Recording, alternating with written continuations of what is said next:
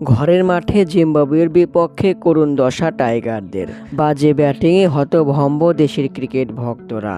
সিলেট টেস্টের প্রথম দিনে 191 রানে অল আউট হয়ে সমালোচনার মুখে টাইগাররা। দেশে ও দেশের বাইরে টাইগাররা আগে ব্যাট করলেই সেটা হয়ে যায় বোলিং পিচ। অথচ একই পিচে জিম্বাবুয়ে খেলেছে টি-20।